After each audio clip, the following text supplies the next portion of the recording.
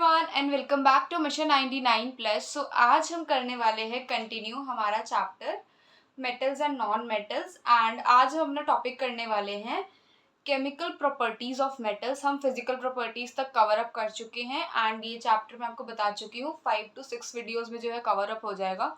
The reason भी हम questions को साथ में लेके चल रहे हैं। एंड ये जो हमारा टॉपिक है केमिकल प्रॉपर्टीज का, ये जो है अ बिट लाइक लॉन्गर है, बट आई विल ट्राई कि मैं आपको जो है हर टॉपिक को कम टाइम में एंड ज़्यादा मतलब आपको कंटेंट में ज़्यादा प्रोवाइड करूँ। Like quality should be greater than quantity वाला हमारा इस वीडियो में हिसाब रहे।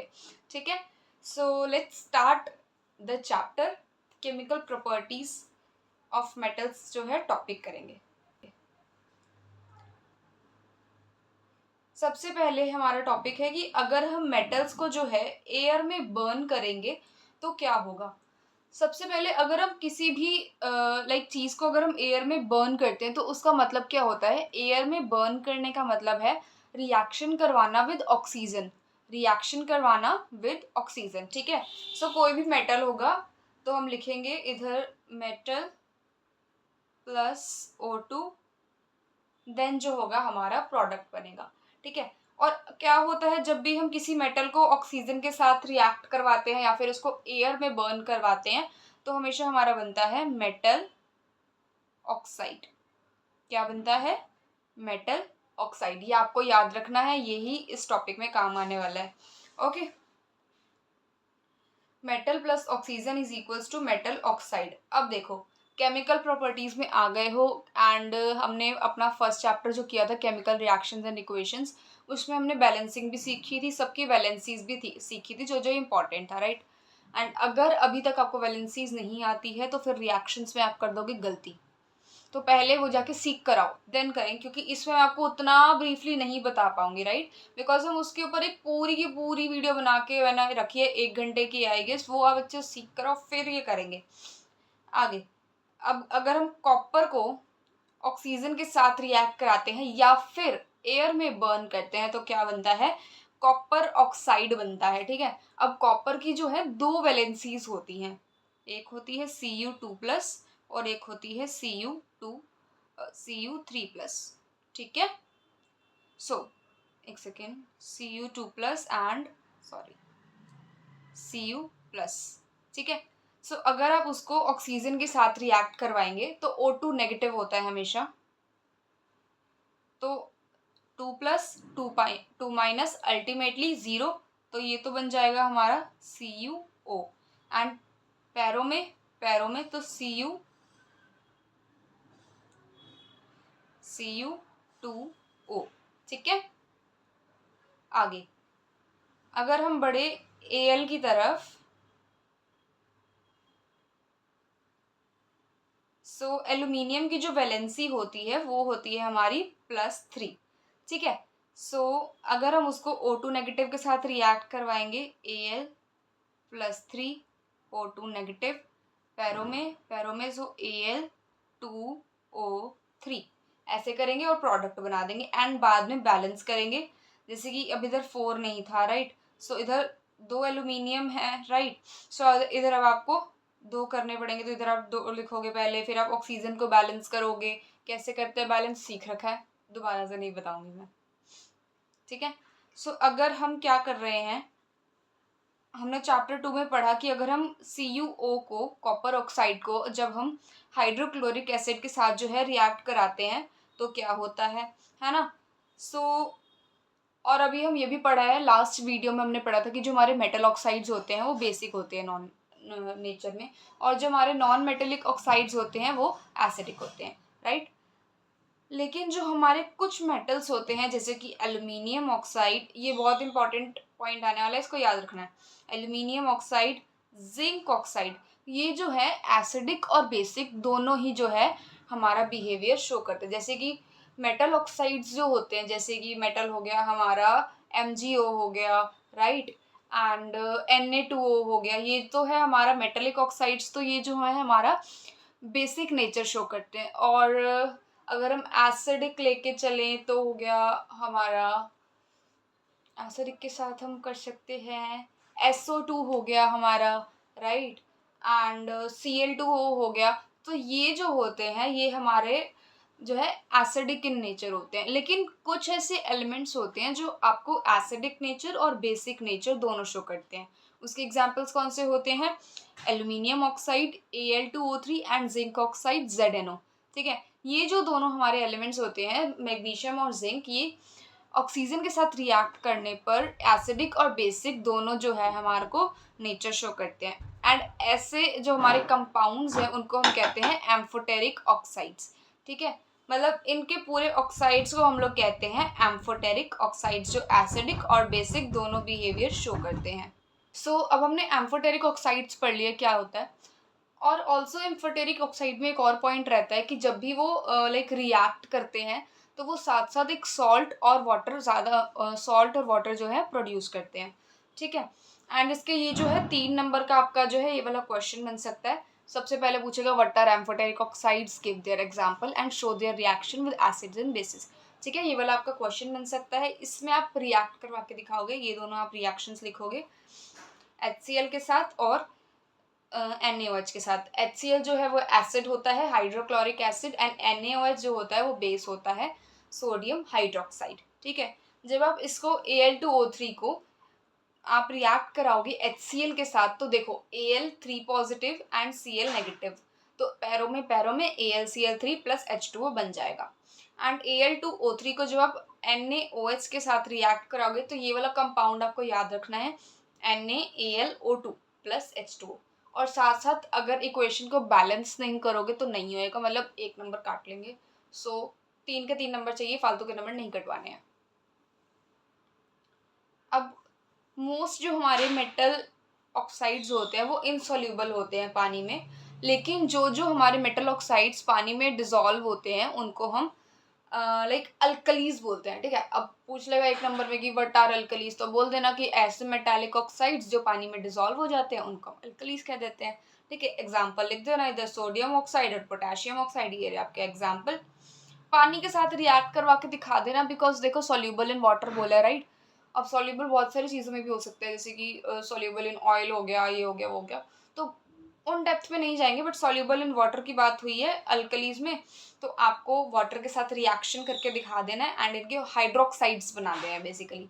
अब जैसे कि Na2O का आपने सोडियम ऑक्साइड का जो है आपने वाटर के साथ रिएक्ट करवा के NaOH बना दिया, मतलब H ऐड करना बेसिकली आपको। ठीक है, एंड K2O को आपको ने रिएक्ट करा के H2O के साथ KOH बना दिया। आगे अब हमने ये देख लिया है कि जो हमारे सारे के सारे मेटल्स होते हैं वो ऑक्सीजन के साथ सेम रेट पर जो है रिएक्ट नहीं करते हैं। जो डिफरेंट मेटल होता है वो डिफरेंट रिएक्टिविटी शो करता है टुवर्ड्स द ऑक्सीजन। अब जैसे कि पोटाशियम और जो सोडियम होते हैं, अब यहाँ से आगे आपकी इंपॉर्टेंट लाइन है शुरू। ठीक है, पोटाशियम और जो सोडियम होते हैं वो बहुत ज़्यादा, अगर आप उनको खुले में भी रखोगे ना तो भी वो ऐसे जल जाएंगे, जल के राख हो जाएंगे वो। ठीक है, एंड अगर आपको इनको प्रिवेंट करना है, लाइक आपने ऐसे लैब में, केमिस्ट्री लैब में आपने ऐसे फ्रीली पड़ा हुआ तो सोडियम और पोटाशियम में खुद से जलने लग जाएगा। अब आपको सपोज कुछ लेकर आना है, आपने वो रखा वो तो जल गया, आप कैसे उसको प्रिवेंट करोगे? आप उसको क्या कर सकते हो, उसको आप केरोसिन ऑयल में जो है डिप करके रखोगे सो दैट वो फायर जो है कैच ना कर ले। और नॉर्मल टेम्परेचर पे जो है magnesium, aluminium, zinc, lead, 2 example याद करोगे तो भी चलेगा। उनको जो है वो जो है मोस्टली लाइक रूम टेम्परेचर जो है हमारा, उसमें मैग्नीशियम वगैरह, मैग्नीशियम, जिंक, एल्यूमिनियम, ये जो है एक ऑक्सीजन की लेयर बना के रखते हैं, जैसे कि फर्स्ट चैप्टर में फर्स्ट एक्टिविटी पढ़ी थी ना, वैसे ही। ठीक है, एंड या फिर आपको ये भी पता हो कि एल्यूमिनियम जो है वो उस पर हमेशा रस्ट चढ़ी पड़ी होती है, कैसे? ऑक्सीजन की वजह से, एयर की वजह से होती है, राइट। आगे अगर हम इस अगर हमें इसे ऑक्साइड की लेयर को हटाना है तो हम लाइक ऑक्सीडेशन वगैरह करके हम हटा सकते हैं। ऑक्सीडेशन आगे पढ़ेंगे। आगे अब जो हमारा आयरन है वो बर्न नहीं होता हीटिंग करने पर, लेकिन जो हमारी आयरन फिलिंग्स होती है, मतलब आयरन के जो छोटे छोटे छोटे छोटे टुकड़े होते हैं ना, वो तो हमारे रिएक्ट कर जाते हैं, लेकिन जो हमारा पूरा एक आयरन का बहुत बड़ा सा क्लस्टर होगा वो नहीं करता है रिएक्ट। ठीक है, अब कॉपर भी बर्न नहीं होता है, लेकिन जो हमारा वो जो है ना हमारा कोटेड रहता है, एक जो हमारा लाइक कॉपर ऑक्साइड है वो जो है कोटेड रहता है ब्लैक कलर की लेयर से। सो जो सिल्वर और गोल्ड है वो भी रिएक्ट नहीं करते हैं ऑक्सीजन से हाई टेम्परेचर्स पर भी, ठीक है। अब हमें ये पता लग गया कि जो हमारा सोडियम है वो मोस्ट रिएक्टिव सैंपल है, अगर जो हमने एक्टिविटी 3.9 में लिया। और द रिएक्शन ऑफ मैग्नीशियम, जो हमारा मैग्नीशियम का जो रिएक्शन होता है वो सोडियम से समवट कम है, ठीक है। लेकिन ऑक्सीजन के साथ बर्न करने पर ये हमें नहीं बता सकता कि रिएक्टिविटी क्या है, क्योंकि हर एलिमेंट जो है वो ऑक्सीजन से तो हम डिफाइन नहीं कर सकते, राइट। हमारे को और भी एस्पेक्ट्स चाहिए डिफाइन करने के लिए। एंड अगला एस्पेक्ट फिर हमने ले लिया वाटर। एंड ये जो सारे एस्पेक्ट्स में जो हमारा जीत जाएगा that will be the winner. हम उसको बोल देंगे भाई तू तो सबसे ज़्यादा रिएक्टिव है, तू ऊपर है, फाइन। अब हम क्या करेंगे, अब हम पानी के साथ जो है रिएक्टिविटी चेक करने वाले हैं। सबसे पहले अब हम क्या करेंगे, वाटर के साथ जब भी कोई जो हमारा मेटल रिएक्ट करता है तो वो मेटल ऑक्साइड बनाता है और साथ साथ हाइड्रोजन रिलीज करता है। जब ऑक्सीजन के साथ रिएक्ट करवाया तो सिर्फ और सिर्फ मेटल ऑक्साइड बना था। अब मेटल ऑक्साइड के साथ हाइड्रोजन भी निकाल दो, क्योंकि वाटर में H2O ऐड हो गया, पहले सिर्फ O ऐड हो रहा था। ट्रिक से फटाफट याद करो और क्या इट्स वेरी सिंपल। अब हमने क्या पता चल लग गया कि मेटल को अगर हम वाटर के साथ रिएक्ट करवाएंगे तो वो मेटल ऑक्साइड प्लस हाइड्रोजन बना देगा, और अगर हम मेटल ऑक्साइड को वाटर के साथ रिएक्ट कराएंगे तो वो सीधा मेटल हाइड्रोक्साइड बना देगा। हाइड्रोक्साइड क्या होता है, OH। सिंपल। तुम्हें बस वैलेंसीज याद रखनी है और बैलेंसिंग का कॉन्सेप्ट याद रखना है, फिर सब हो जाएगा, ठीक है। आगे अगर अब हम पोटेशियम को और सोडियम को रिएक्ट कराते हैं तो पोटेशियम और सोडियम जो होते हैं वो काफ़ी ज़्यादा रिएक्टिव मेटल्स होते हैं, ठीक है। सो वो जो है कोल्ड वाटर के साथ भी बहुत तेज़ी से रिएक्ट करते हैं। सबसे पहले अगर आप पोटेशियम को जो है वाटर के साथ रिएक्ट कराओगे तो KOH बनेगा, ठीक है। KOH मतलब ये जो है पहले मेटल ऑक्साइड करके फिर मेटल हाइड्रोक्साइड ऐसे नहीं करता, ये बहुत रिएक्टिव है, ये इसका बहुत सुप्रीम पावर है, ठीक है। इसका जैसे बोलते हैं ना अंडरवर्ल्ड वाला चल रहा है इसका। तो ये सीधा की सीधा वाटर के साथ रिएक्ट करके मेटल हाइड्रोक्साइड बनाएगा और साथ साथ ये तो हाइड्रोजन भी निकालेगा एंड हीट एनर्जी भी निकालेगा। सोडियम का भी सेम कॉन्सेप्ट रहता है, ठीक है। एंड जो हमारा कैल्शियम होता है वो इतनी तेज रिएक्ट नहीं करता जैसे सोडियम और पोटेशियम करते हैं, बट समवट कम करता है, ठीक है। अब इसमें जो हीट है वो ज़्यादा सफिशिएंट नहीं है जो कि आग लगा सके। सो अब क्या होगा, कैल्शियम जो है वाटर के साथ रिएक्ट करेगा एंड हमारा कैल्शियम हाइड्रोक्साइड बनाएगा एंड हाइड्रोजन को भी रिलीज कर देगा, फाइन। अब कैल्शियम जो है, ये वाला क्वेश्चन जो है वो आ सकता है एंड मोस्टली आता भी है। कैल्शियम जो है वो फ्लोटिंग स्टार्ट कर देता है वाटर की लेयर के ऊपर, मतलब फ्लोट करने लग जाता है। द रीजन बीइंग हाइड्रोजन के बबल्स। जो हाइड्रोजन के बबल्स होते हैं ना वो मेटल के साथ जो है हमारा स्टिक कर जाते हैं एंड उसकी वजह से हमारा कैल्शियम जो है वो फ्लोटिंग शुरू कर देता है। अगला, अब जो मैग्नीशियम जो है वो कोल्ड वाटर के साथ तो रिएक्ट नहीं करने वाला, फाइन। और ये गर्म पानी के साथ रिएक्ट करता है, ठीक है। फिर पहले बनाता है मैग्नीशियम हाइड्रोक्साइड गर्म पानी के साथ एंड हाइड्रोजन, और फिर ये भी फ्लोटिंग स्टार्ट कर देता है। The reason being the formation of bubbles of hydrogen due to the sticking of the surface of the metal.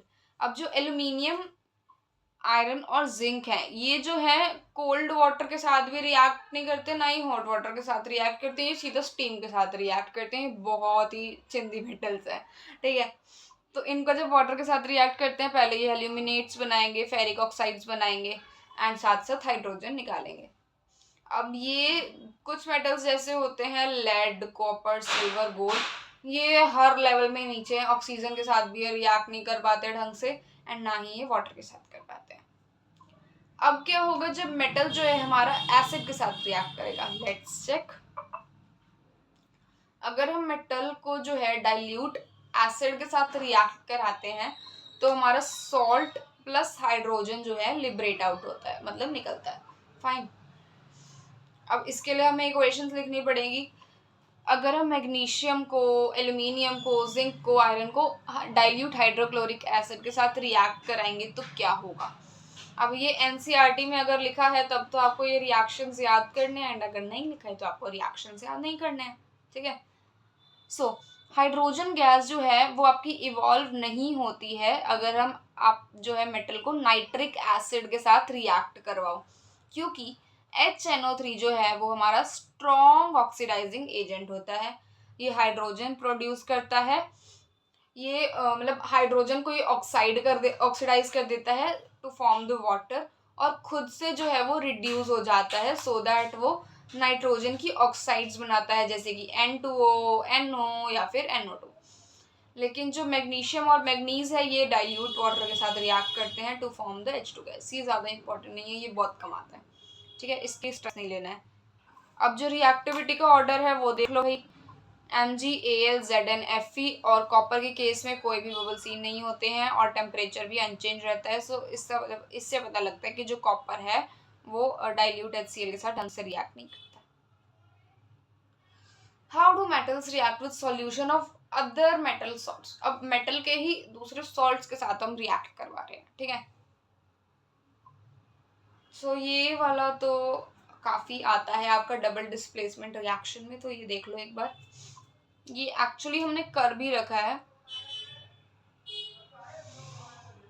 देखो जो हमारा इसमें हमें सिंपल सा डिस्प्लेसमेंट रिएक्शन लगाना है तुम्हें, ठीक है। मेटल A जो होगा वो उसके सॉल्ट को सीधा डिस्प्लेस कर देगा और सोल्यूशन ऑफ A बना के +V कर देगा। डिस्प्लेसमेंट रिएक्शन चैप्टर नंबर 1 की वीडियो में देख कर आओ, क्योंकि ये वीडियो अगर ज़्यादा लेंदी होगी तो तुम लोग ये नहीं देखोगे, मेरे को पता है तुम लोग देखते ही डर जाओगे, छोड़ दोगे टॉपिक, ठीक है।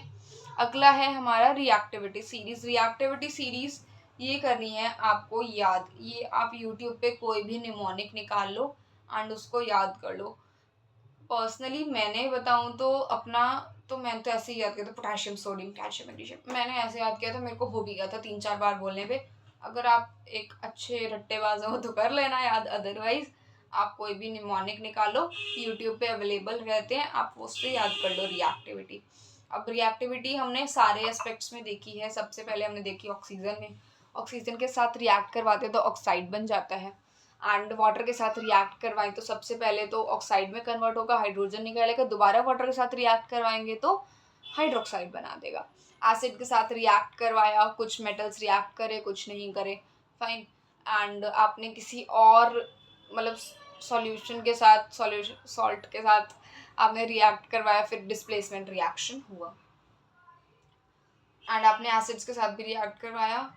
एंड ये वाला जो है आपका एग्जाम्पल, इसमें आप क्या कर सकते हो, वेट अ सेकेंड,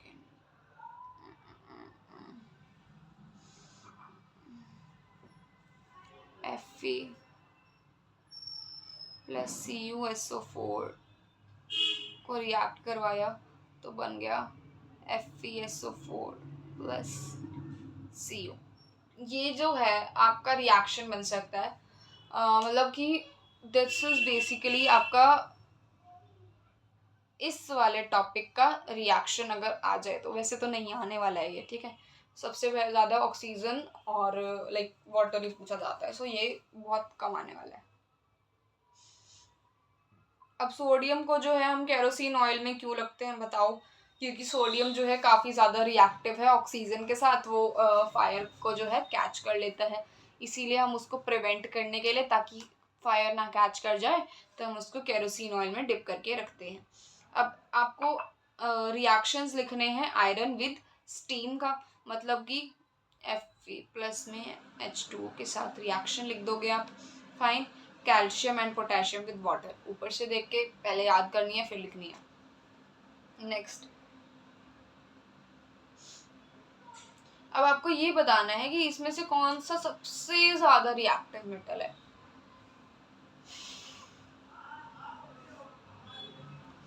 सबसे पहले आयरन सल्फेट है, कॉपर सल्फेट, अच्छा देखो आपके पास 4 मेटल्स हैं, this is a very good question, A B C और D।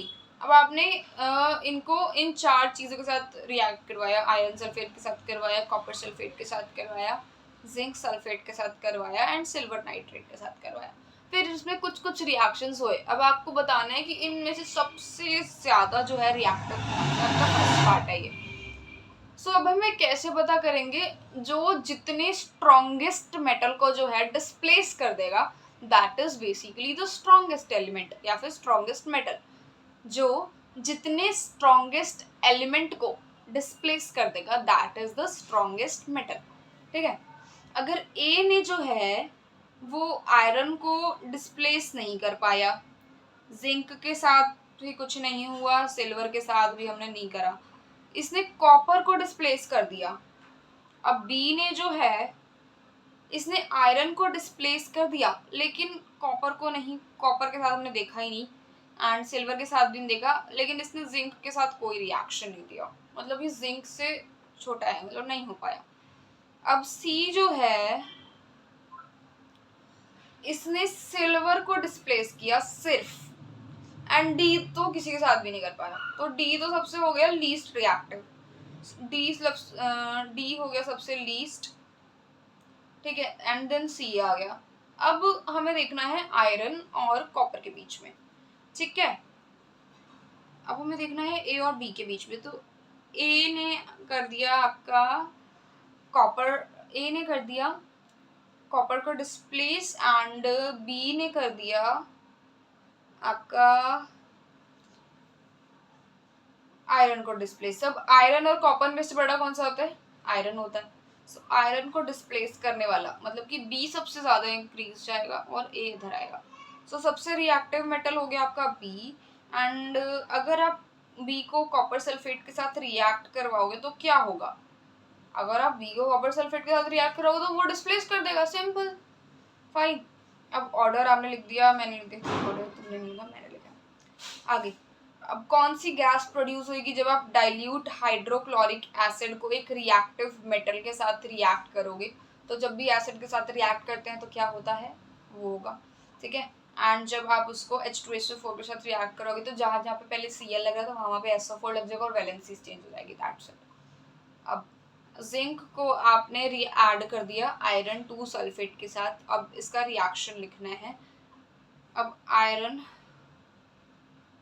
Fe2SO4, आयरन 2 है ना, तो Fe2 प्लस SO4 2 नेगेटिव 0 हो जाएगा ultimately.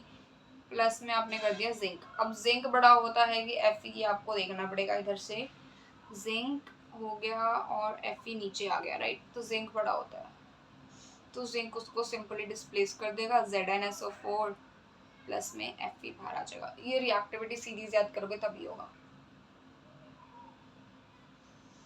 So that's it for today's video. हमने केमिकल प्रॉपर्टीज जो है हमारी कर ली है पूरी आज, राइट। सो इसको एक बार हम कर लेते हैं फटाफट मेरे नोट से रिवाइज, एंड देन मतलब जो जो हमने आज वीडियो में करा है वो विल डू, एंड कुछ क्वेश्चंस भी दे देंगे आज आपको कुछ केमिकल इक्वेशंस दूंगी आज बैलेंस करने के लिए। आपको उसको जो है बैलेंस करना है सो दैट आपकी तैयारी अच्छे से हो जाए, फाइन। अब आपका चैप्टर कितना रह गया है? 1 2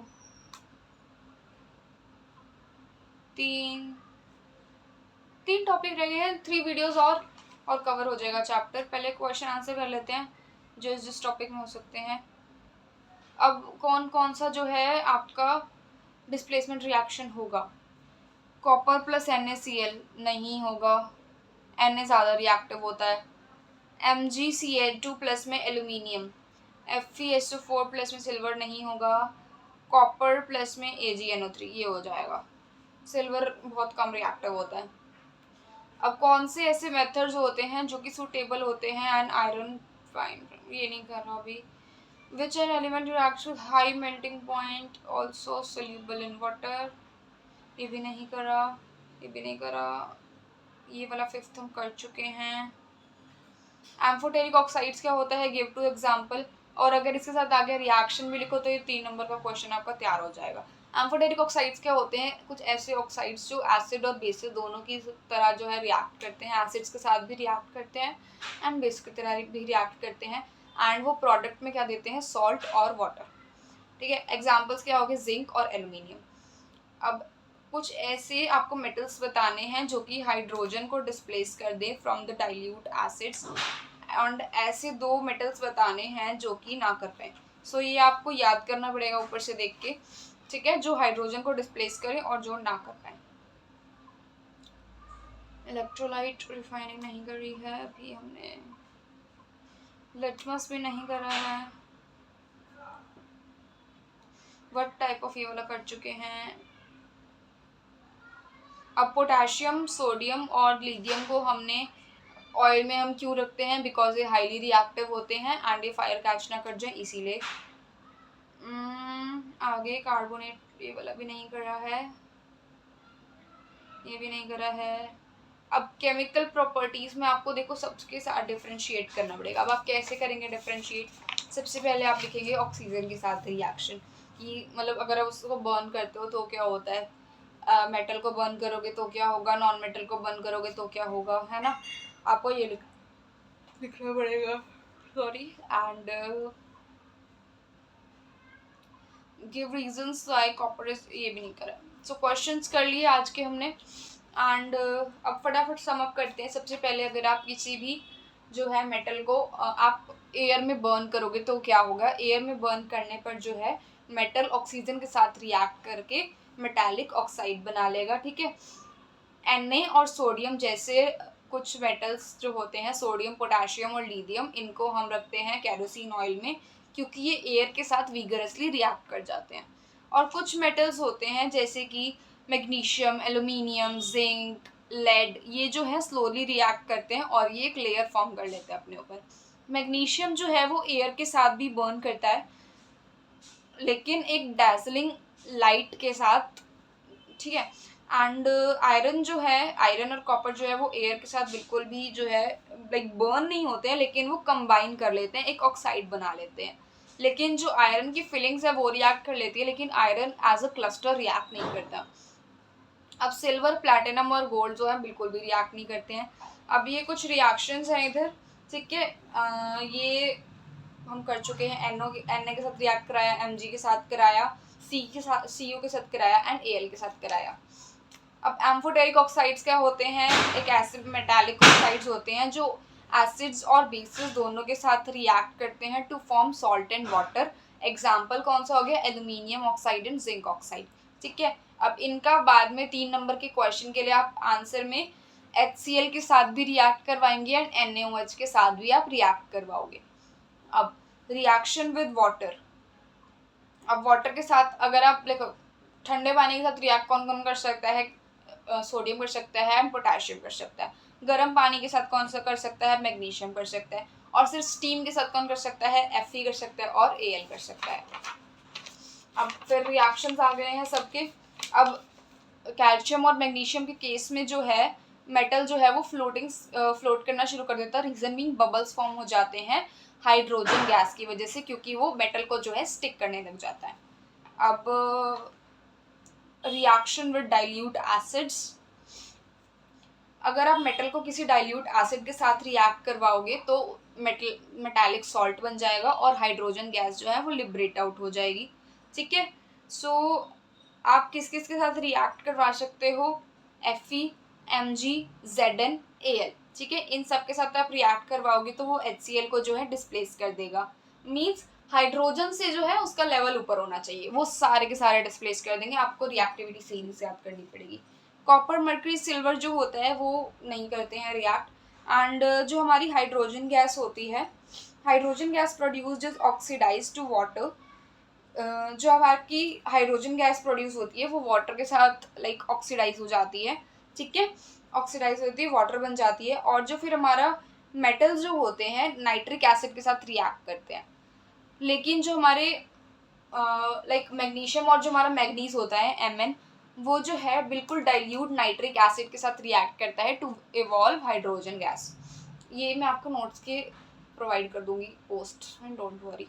अब reactions of metals with others metal salts, metal A को अगर आपने सॉल्ट ऑफ किसी और के साथ किया तो डिस्प्लेसमेंट रिएक्शन सिंपल हो जाएगा, ठीक है।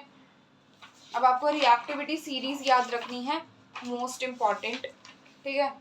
That is it for today's video. Sum up कर ली है वीडियो, नोट्स आपको प्रोवाइड हो जाएंगे। बैलेंसिंग के कुछ क्वेश्चंस है वो भी मैं आपको प्रोवाइड कर दूंगी, एंड इस चैप्टर के क्वेश्चंस भी हमने कवर अप कर लिए हैं। 3 वीडियोस में चैप्टर भी कवर अप हो जाएगा। And that is it for today's video. पढ़ाई करते रहो, एटलीस्ट साइंस को जितने जितने दिन मैं वीडियोस डाल रही हूँ साथ साथ भी करते रहोगे तो हो जाएगा, don't worry. Okay, bye bye, thank you.